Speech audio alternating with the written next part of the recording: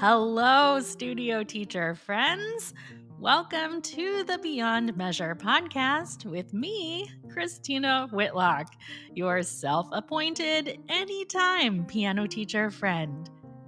This is a show for any studio music teacher who could use a weekly dose of solidarity. I don't claim to know everything, but I have experienced a lot, and I am here to help you remember that you are never alone in this life changing work we do.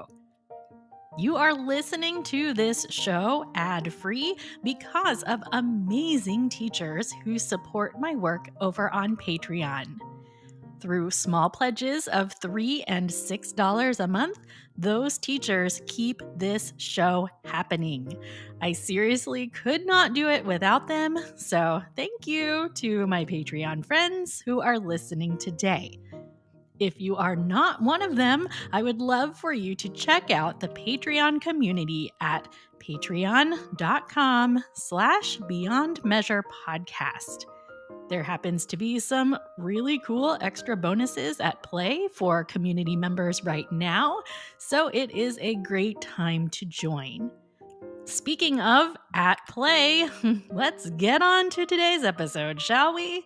It's a good one, and it comes with a free download, so stay tuned for more details on that. Friends, you are listening to episode 152 of the Beyond Measure podcast. Cheers to what it means to play.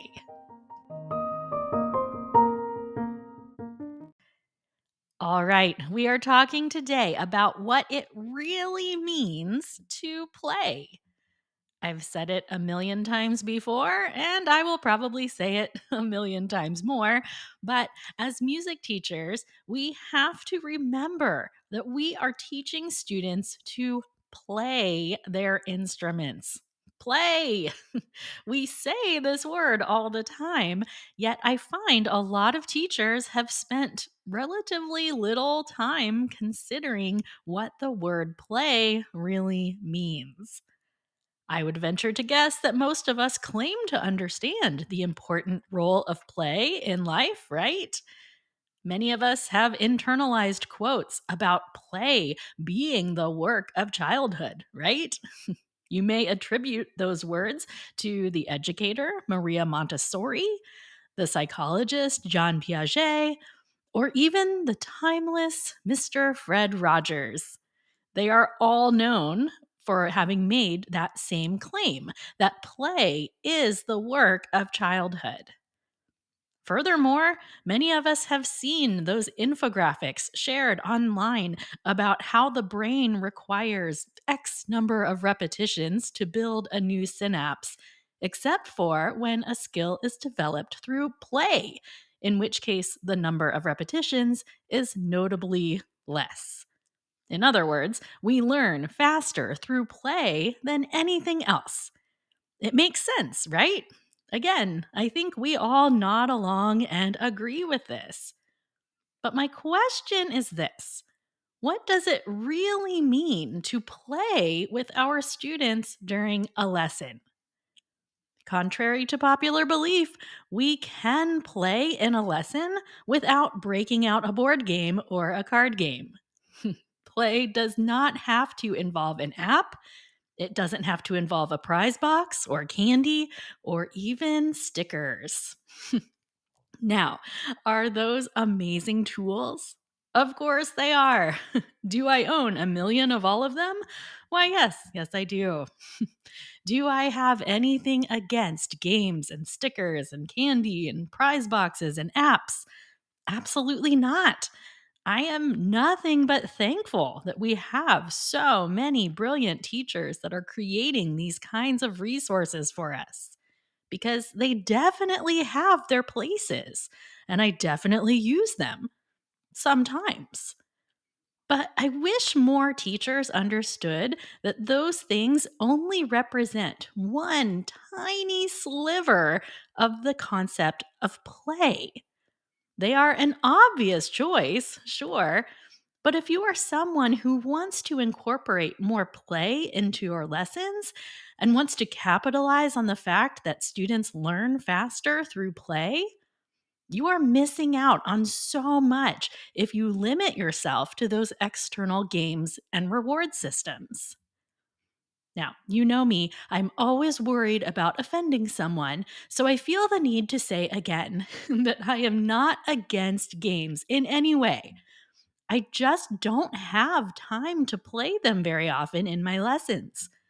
I do keep a few at the ready for opportune moments, and I am always grateful to have them on hand when they're needed.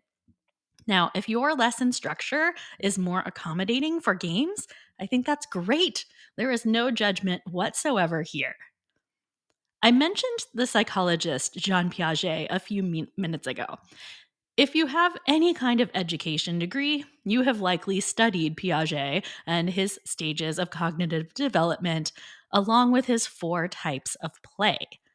Now, I promise I'm not here to give you a collegiate lecture today, but I wanted to use Piaget's 4 types of play as a starting point for our discussion.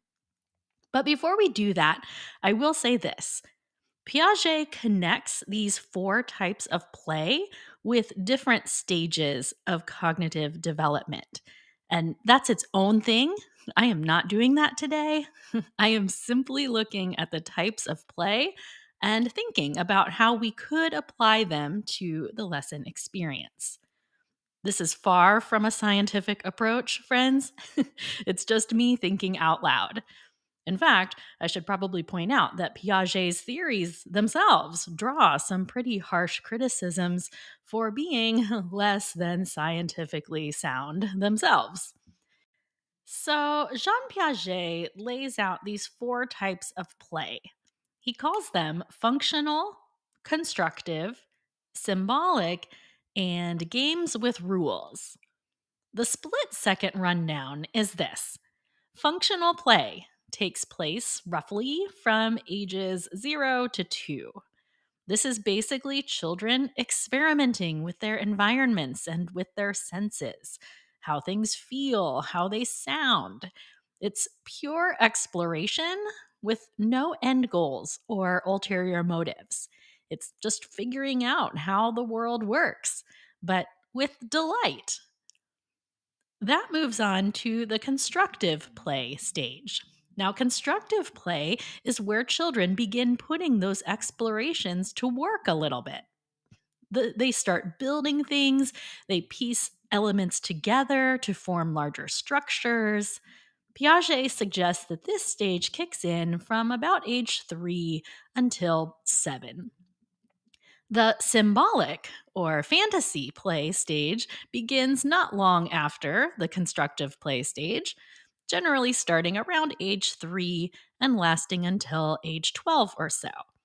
This is where more imagination steps in, and children begin role playing and storytelling through their play. And lastly comes games with rules, which is pretty self explanatory, right? Piaget theorized that kids ages 7 and up, this includes adults, engage more with this kind of play. Meaning, quite literally, they now understand how to play within certain parameters, like games with rules. Now, I don't know if you have ever tried to play hide and seek with a toddler, for instance, but they are not very good at it. They're usually the ones shouting, "Here I am, come find me," or wandering from place to place, like in plain sight, instead of hiding quietly. By Piaget's theory, this makes sense because they're just not ready to play a game with rules. I remember watching a very discombobulated attempt at Duck Duck Goose in one of my daughter's early preschool classes, to which the teacher looked at the parents and said, "We're still trying to get the hang of games." Again, I don't want the ages I mentioned to become any point of fixation here, because those things are just too fluid. They are dependent on way too many factors to be simplified down into any chronological number. And again, Piaget's theories have been criticized frequently for the limitations they place on children. But my whole point in bringing up this theory is to help illustrate my point that there are many different ways to play. Play involves exploration without a particular end goal. It also can involve building things step by step. It involves imagination, and yes, sometimes play involves structure and rules. And I'm willing to bet that each of us listening to this today tends to lean on one or more of those aspects of play more than others. So I'm here to suggest that we all build an arsenal of activities for each iteration of play. Now, I know you want me to do it for you. You want me to sit here and give you 3 activities in each category so you can just put the magic to work and move on with your life, right? Well, I don't think that's the best answer. I'm sorry, my friend. Like I discussed in my episode on prioritizing lasting value, if you just load yourself up with idea after idea, you are missing the point. You need to think about what your student needs. You need to consider what activities complement your teaching style. I wish I could hand it all over to you, but I don't think that actually works. It's like handing you an umbrella in the middle of a hurricane. It might seem helpful for a second, but that is going to be short lived. And then you're going to go on to the next source of help and the next one, and on it's going to go. Now, hear me. I am going to help you get started. I do have ideas to share with you. But I want to point out that I don't possess some mystical connection to these ideas. The only difference between you and I at this point is the fact that I have given thought to this stuff. So, again, I do have a free download that's going to help you with bringing more play to your lessons. So, you can exhale a sigh of relief. But more than anything, I want you to think about these ideas for yourself.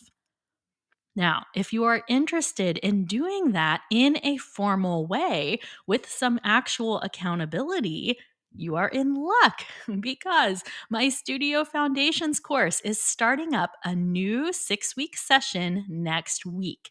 And I am so excited to walk with some new participants through my 14 foundational principles for a satisfying and effective teaching experience.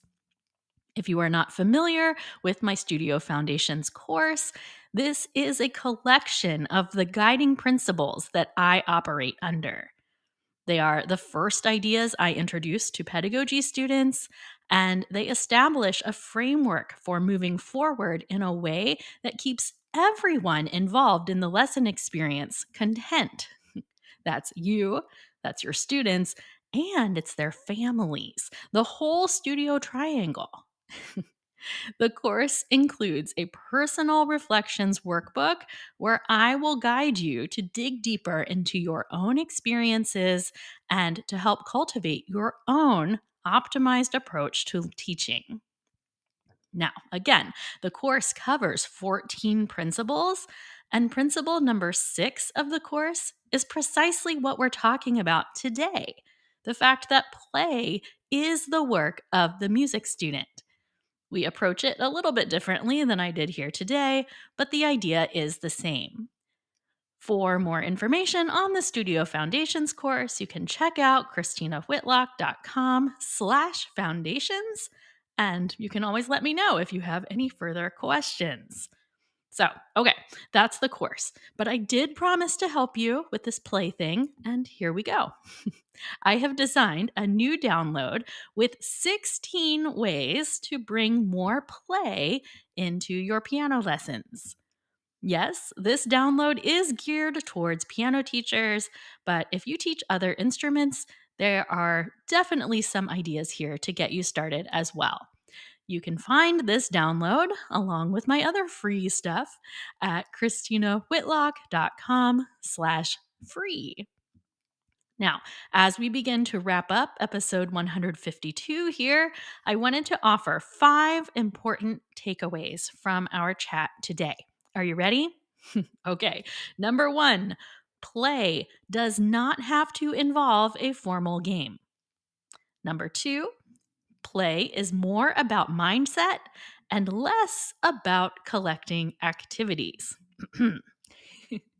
Number 3, play does not always involve a specific result. It is a goal unto itself. Number 4, be cautious of turning lessons into a checklist of do's and don'ts.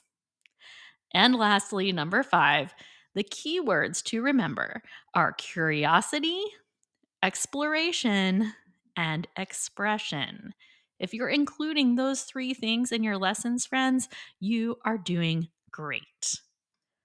So now, with all that said and done, let's close today with a toast. Studio teacher friends from all over the world, today I give you a virtual high five for all the things that you think about on your quest to be a better teacher. You probably feel like no one understands how much thought goes into your teaching, but I do. And I know how much you want to up your teaching game. However, you do that, whether it's through further education or more reading or more podcast listening or YouTube or whatever it is, I hope you will keep asking yourself the question of what is going to provide lasting value. It's not about collecting activities, friends. It's about building philosophies and approaches that fit your unique contribution to this profession. I am so thankful that you are here doing the work that you are doing. So, cheers to continued thinking and continued learning. Hear, hear.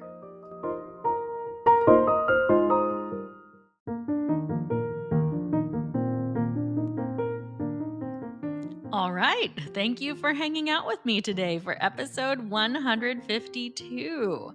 I hope today's episode inspired you to think about how you implement play in your lesson time. Before we go, we have a teacher friend of the week to celebrate. This week's teacher friend of the week is Robin Hunter. Robin is a piano teacher in Texas, and she also happens to be a Studio Foundations course alumni. I was on a call with Robin the other day, and she was describing a specific rhythm drill that I demonstrate in the Foundations course. And she told me how much she loved it, and then she said, "Doing that makes me feel like a real teacher." Now, I already loved Robin, but when she made that comment of, "I feel like a real teacher," I knew exactly what she meant. Because, friends, there is such a difference between walking a student through piece after piece, being like a house of corrections, and a difference between really teaching. It's the difference between being proactive and reactive, right? I love that I've been able to help Robin find that feeling because it's evident that she is already a fantastic educator and now she feels more the part. So, cheers, Robin, for being my teacher friend of the week, and cheers to all of us who find that one thing that makes us feel more like a teacher. Until next week, friends, onward and upward toward finding more play in your teacher life. Take good care of each other, okay?